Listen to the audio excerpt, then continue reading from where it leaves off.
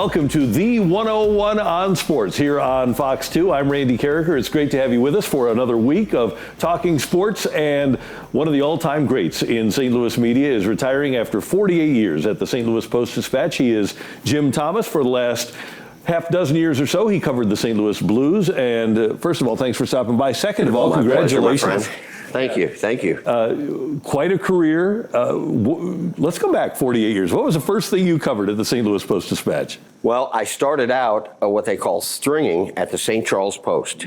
So Steve Wade, I don't know if you remember that name. They had one full-time sports writer, but to cover all the Gateway Athletic Conference, you remember the GAC games, they'd pay like $25 to go out and cover a game. And you know, there was only one Wentzville High School, only one Francis Hall, only one Fort Zumwalt, still St. Charles and St. Charles West. So I started doing that, and then Steve suddenly got transferred to our main downtown office to cover like area-wide preps. They didn't have time to have a hiring process because of that St. Charles Post, and it would be a wraparound around the regular Post-Dispatch, came out 5 days a week. So they said, hey, we're going to try you out on this. We're going to put you on probation. I think I'm still on probation because no one's ever told me, hey, you're hired. Yeah, and if you're not aware of it, there was a time where Mizzou football, and they've been 500, they've gone to bowl games. Mizzou football had 13 consecutive losing seasons. And did you have all of them? I was there for 6 of them, yeah. Okay. Not that I remember anything, but 18, 47, and 1. That was my record in the 6 years. The Norman Conquest happened in Norman, Oklahoma, 77-0, Oklahoma over Mizzou. But you have a great story from halftime of that game, right? Oh yeah, I have a couple great stories. One at halftime, one of the assistants for Oklahoma was Merv Johnson, who was at Mizzou previously, and it's 48-0 at halftime. Okay, 48-0. The second half, by the way, you remember Brian Bosworth? Mm-hmm. So they had players scoring touchdowns that weren't even on the flip card, on the depth chart. So he spent the whole second half with his shoulder pads off. I looked over once with my binoculars. They were across the way, and he's leaning across the fence, eating a hot dog, talking to fans while the game's going on. But anyway, it's 48-0, and they had a little miniature scoreboard in the press box, and every time there was a first down, yardage, they were and it was so crazy, I thought I was going to have a short circuit with all of 48-0. Merv Johnson sends a note to the Missouri locker room at halftime saying, you're in the wrong defense. Here was the Oklahoma coach just trying to get Mizzou lined up right. So yeah, 77-0. What other Mizzou memories stick out for you? Well, of course, the 5th down game. Oh yeah. And Jack Watkins, bless his heart, he put together who's still with the Missouri Valley Conference, St. Louis, and the official game book with the play-by-play. He put down there 5th and goal, for Colorado. I saved that for years, probably 20 years after the game, and then we're cleaning out the basement. I throw it away. That might be worth a little money now, right? Yeah. So I never went down early because you would, if it was a close game, to the field, and I knew how to get there quick. And so most of the writers had gone down, but I'm still up there, and I would keep my own notes. Spike the ball on 4th down. I'm thinking about turning around, because behind us in the press box were all the Mizzou PR guys and whatnot. I'm thinking, hey, they spiked the ball. But, I was always trained, you're not part of the story. You just cover it. So I turned around and watched, and sure enough, they spike it on 4th down.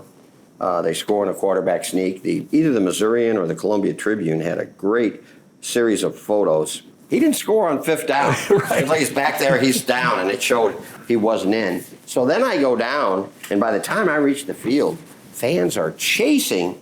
There was a little tiny officials' locker room.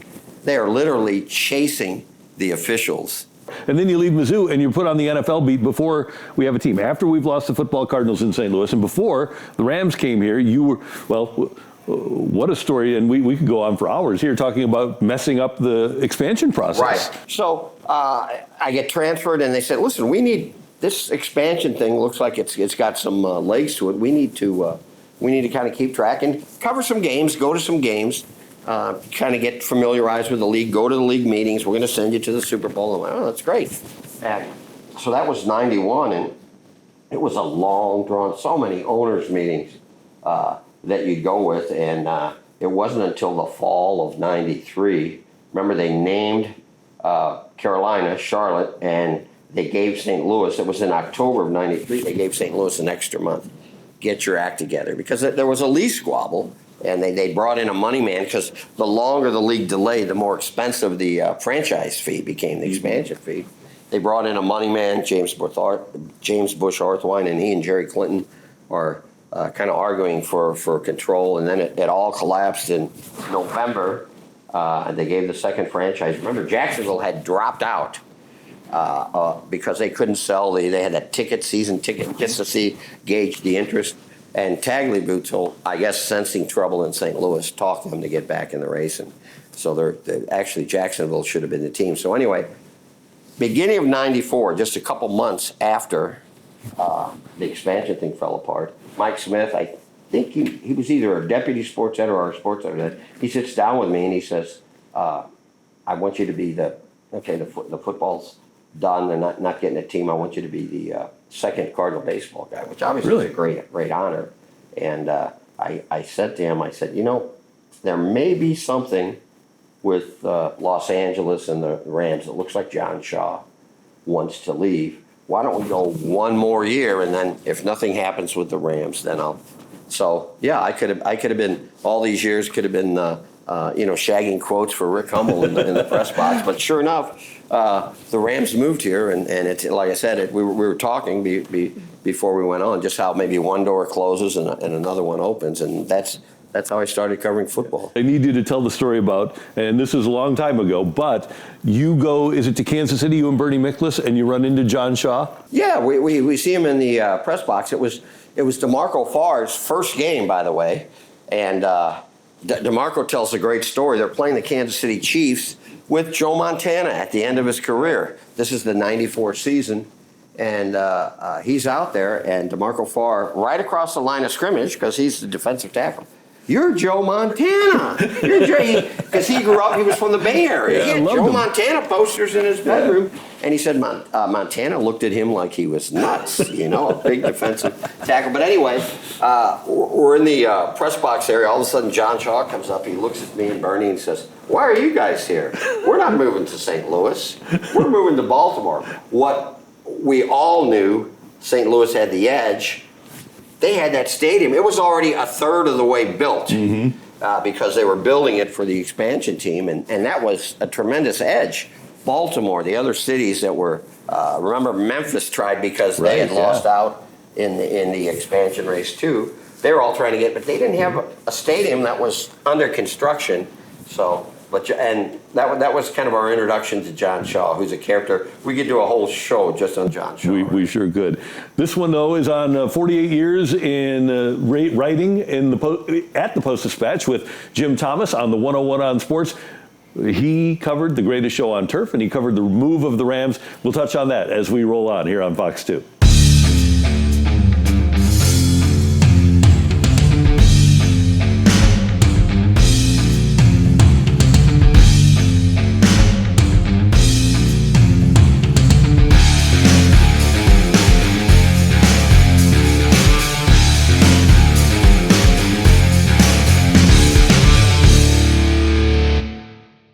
Welcome back to the 101 on Sports here on Fox 2. Jim Thomas retiring after 48 years with the St. Louis Post-Dispatch. And we mentioned that Jim moved on to the NFL beat and the St. Louis Rams after covering Mizzou. And Jim, as you know all too well, the Rams start off 7-9 in 1995, then 6-10, then 5-11, then 4-12 in 1998. Then they make some changes. They were 4 years away from being 0-16. Right. Exactly. And a lot of people were calling for the ouster of Dick Vermeil as head coach, and things turn around in 1999, and the greatest show on turf is born. When did you get a sense that the greatest show on turf would be what it was? Well, first off, I think Rich Brooks, Big Daddy, saved Dick Vermeil, because remember, Brooks was fired after only 2 seasons, and Vermeil's first 2 seasons were the 4-12, and then before that the 5-11, and Shaw told me years later that he felt kind of bad for pulling the plug on Brooks so quickly, so he gave Vermeil a third year. But as you mentioned, they made changes. They brought in Trent Green to be quarterback. They finally got Dick Vermeil to lighten up a little bit on the practices. Remember, training camp, 2-3 hour practices, a lot of times in full pads. Remember Leslie O'Neal, I think he told Sports Illustrated during the regular season, felt like we had 3 games. Played 3 games all that week because they're on the field for 3 hours in full pads Wednesday, and the same thing on Thursday. And then also they talked him into hiring Mike Martz, a very unknown, kind of a bookish-looking fellow who had worked with Trent Green in Washington and had a lot of success with him. But that third preseason game when Green went down on that. I guess we'll call it quasi-cheap hit by Rodney Harrison, or you may just say, okay, yeah, it was a cheap shot. Okay. I turned to someone in the press box and said, they're going to go. They'll be lucky if they win 4 games. Then we have the very next day, we have the infamous, one of the all-time St. Louis press conferences, certainly in football, where Vermeil says we're going to rally around Kurt Warner. And so here was this unknown, and off they go. And lo and behold, they did great things. The league had never really seen anything like that. Don't you agree in terms of just the offense and Mike Martz just pass. When they got up, they'd run Marsh a little more to run clock, but it was just amazing. And we got to a point where we got so spoiled as a fan base, and you were an objective beat writer, but I'm sitting up there in the stands and hearing people say, well, they only won 43-12. They should have scored 50. That's how prolific they were. And you and I both remember very well the 4th game of the season. Steve Young had been hurt the week before. Aeneas Williams wound up knocking him out, causing a concussion. They come into town, and the Rams just trample them. And the Rams wound up being able to take a knee at the 1-yard line of San Francisco as the game ended. And there are some great stories that come out of that game. Well, they had lost 17 in a row. 17 in a row. Dana Stubblefield in the 95 game had what Doug called them the same old sorry-ass Rams. And they were the Wicked Witch of the West. So Isaac, 1, 2, 3, 4 touchdowns. I'll never forget the post game afterwards. A little tiny room then before they moved to a bigger room. Dick Vermeil's talking, he's happy, and all of a sudden Bill Walsh, lifelong friend of his from the West Coast, he wasn't coaching the 49ers then. He was in the front office, and in a stage whisper, he leans over and tells Vermeil, you're going all the way. And for a guy of Walsh's stature to say that, we're like, all of a sudden, we knew we had something. And then we go to the first ever playoff game against Minnesota. All the stadiums I've been into, college, high school, pro, whatever sport, maybe the 5-10 minutes before kickoff and the 5 minutes after, it's the loudest I've ever heard a stadium. It was like St. Louis was rejoicing. Finally, a home football playoff game. It had those little yellow foam noodles, and I remember the narrative of the national media was, listen, you can't win a game with finesse. You got to be able to run the football to win a Super Bowl. And at halftime, what was it, 17-14? I keep forgetting. Minnesota, 17-14. Yeah, and some of the national guys that were there were, Minnesota was winning, and so Tony Horn returns the, what a kick returner he was. Yeah, he returns the kickoff, 102 yards, whatever, for a touchdown, and the Rams score 35 consecutive points. It's 49-17. Randy, before you could almost blink. And it's the greatest show on turf, and you've got people like Jeff Robinson and Roland Williams, and who was the other tight end that scored Robinson, Williams. So there was another tight end. Ryan Tucker caught a touchdown. Ryan Tucker. Yeah, tackle eligible. That's what it was. Yeah. And so they win that game, and off they go. I remember that Tampa game. The NFC title game in St. Louis, the Rams were just heavy favorites, and that was the start of the great Tony Dungy, the Tampa 2 defense, and it's just a brutal physical game. It's 6-5. It's a baseball score. The clock's ticking down in the 4th quarter.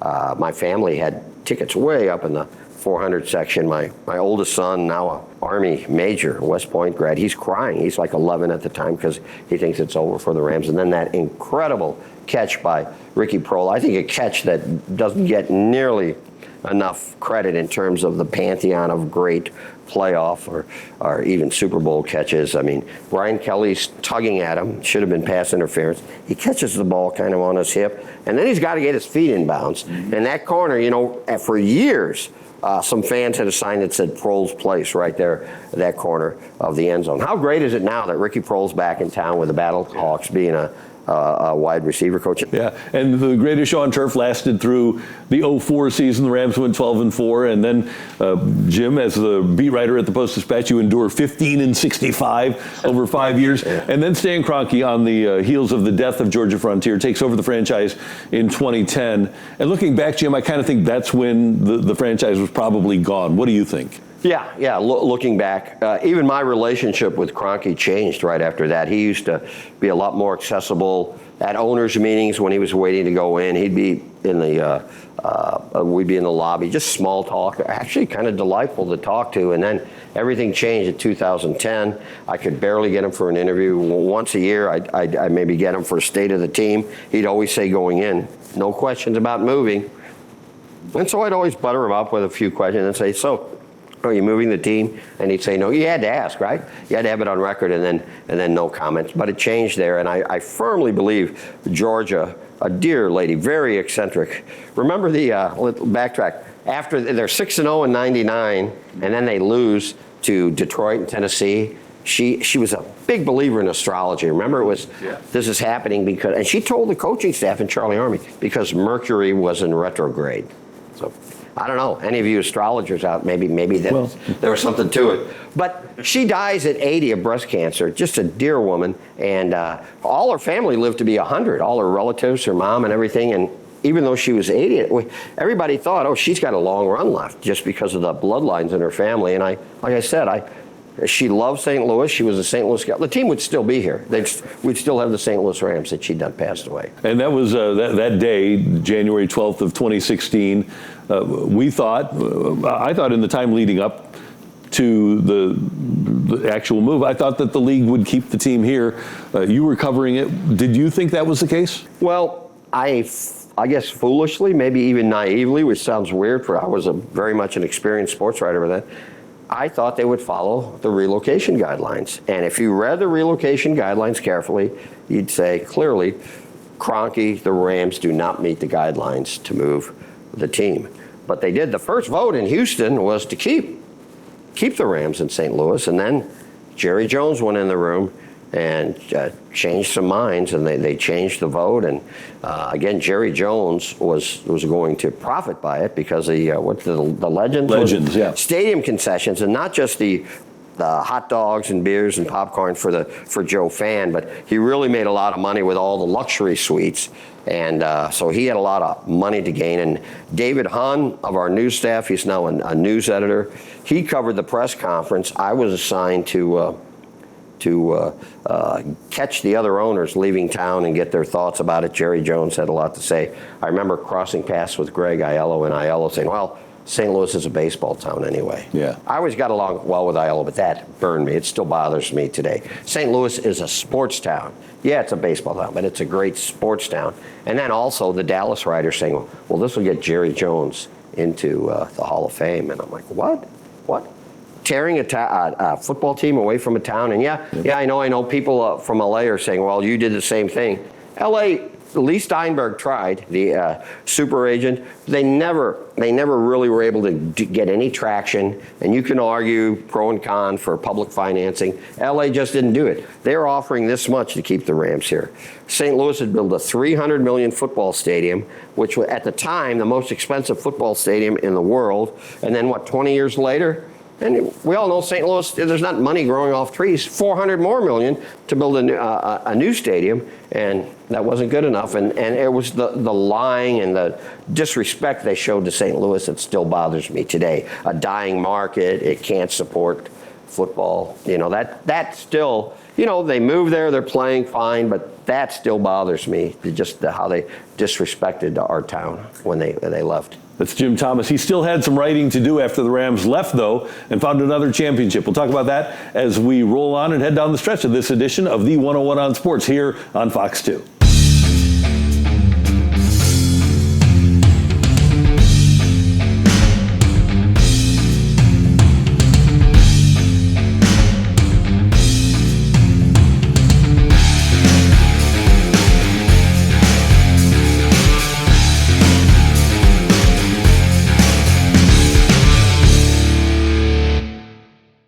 Welcome back to the 101 on Sports here on Fox 2. Jim Thomas retiring as a writer from the St. Louis Post-Dispatch. Coming up next month, 48 years with the St. Louis Post-Dispatch, and the last few of those spent with covering the St. Louis Blues. And I remember you telling me that you were a rookie, you were a veteran rookie when you started beat writing for the Blues. New sport, new people to get to know, new relationships to make. And it was a very steep learning curve. I'll never forget. Remember, I covered the league at large for a year, the NFL at large, and then it's the start of the 2017 season. I'm in the office. I can picture it now. And I'm making arrangements to cover, we'd go to Kansas City Chiefs games or Chicago. I'm sending out credentials for the first, 4 or 5 games of the NFL season, and I get the little tap on the shoulder from Roger Hensley.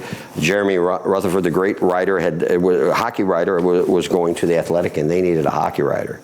And they're looking at me. I'm like, what? When you're covering a beat, and you know how it is, you spend 27 years covering the NFL. It's all encompassing, and so it was a steep learning curve, and a lot of people helped me, including my youngest son, Roger, the rock drummer. He was way into hockey. He helped me out a lot. Tom Timmerman was great.